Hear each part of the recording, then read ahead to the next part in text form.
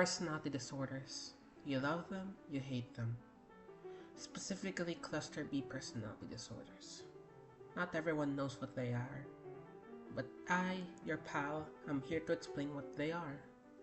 But first, we need to define the two terms I opened with. Personality disorders are defined as deviations in how one acts and feels compared to the cultural norm. Specifically, cluster B personality disorders are disorders that involve unstable, dramatic, or intense emotional reactions to things. Okay, basic definitions done.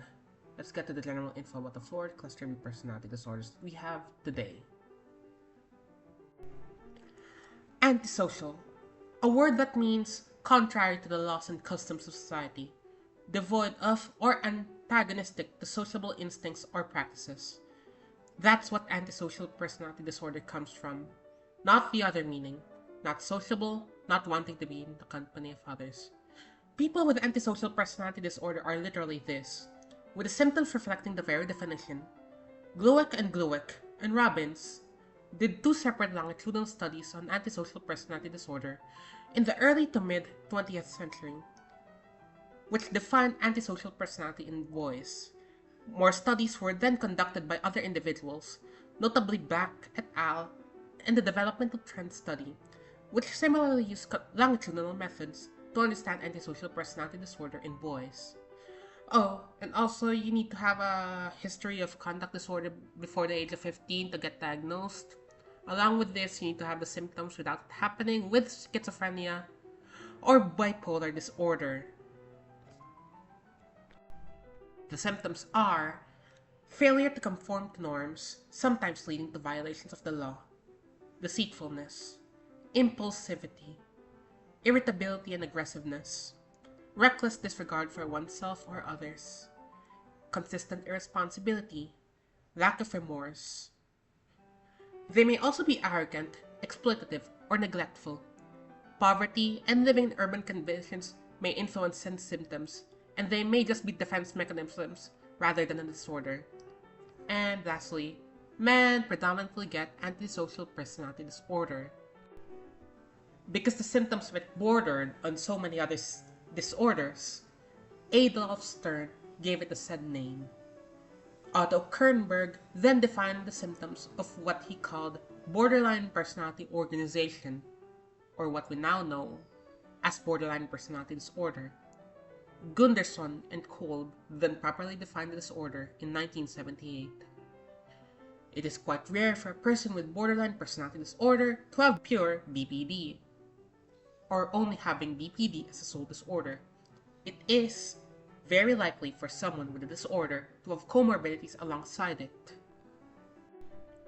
The symptoms are frantic efforts to avoid abandonment, repeated unstable and intense interpersonal relationships marked with idealization and devaluation, unstable self-image or sense of self, impulsivity in at least two areas that are potentially harmful, recurrent suicidal behaviors, gestures, or threats of self-harm, affective instability due to a marked reactivity of mood, chronic feelings of emptiness, inappropriate, intense anger, or difficulty controlling anger, transient, stress-related paranoid ideation, or severe dissociative symptoms. They may undermine themselves, regress immensely during perceived progress, and struggle with other disorders. Chronic instability in adulthood is one of those symptoms. Women are the predominant population in borderline personality disorder. Lastly, one should not confuse it with growing pains during adolescence. Histrionic comes from hysterical, which then comes from hystra, meaning uterus in Greek. Sigmund Freud then defined hysteria as a mental condition primarily affecting women, characterized by emotional excesses and attention-seeking behavior. The symptoms are uncomfortable when a person is not the center of attention, interactions with others are inappropriate or provocative, shows shallow and ever-changing emotions, uses one's physical appearance in order to get attention, speaks in expressions without much detail, theatrical and exaggerated with their emotions, suggestible or easily influenced, considers relationships more intimate than how they actually are. They may find it hard to achieve emotional intimacy, play a role, or be unintentionally manipulative. They may also be too promiscuous and crave too much excitement. Expressiveness of the individual's culture may also have an impact, and may not actually be histrionic personality disorder, but may rather just be their actual regular personality that was influenced by their culture. For those who know a little more than me, narcissistic comes from the name Narcissus, a guy who's popularly known from Ovid's Metamorphoses. He rejected everyone and liked looking at his reflection in the water. Havelock Ellis first saw the symptoms of narcissism and compared it to a character Bach in 1898. Then there was Sigmund Freud who put it in his theories on sexuality. Then Robert Wilder wrote a case report on said narcissistic personality. Only in 1968, in the second edition of the Diagnostic and Statistical Manual on Mental Disorders, put NPD as personality disorder. The symptoms are grandiose sense of self-importance, preoccupied with fantasies of unlimited social influence, believe that they are special in some way and that only they should be associated with or feel like they are understood by high-ranking people. They may possess a sort of entitlement. They may take advantage of others for their own gain. They may lack empathy. They may be envious of others or feel that they are envied. And they may be arrogant or haughty.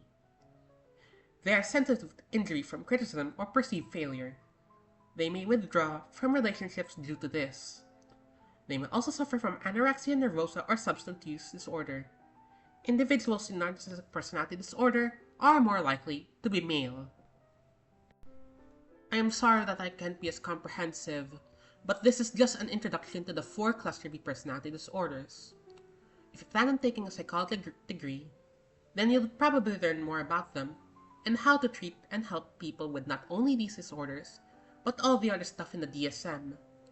Treatments for these disorders are like psychotherapy and some medications I won't say because I'm not a professional. Thank you for watching. Goodbye.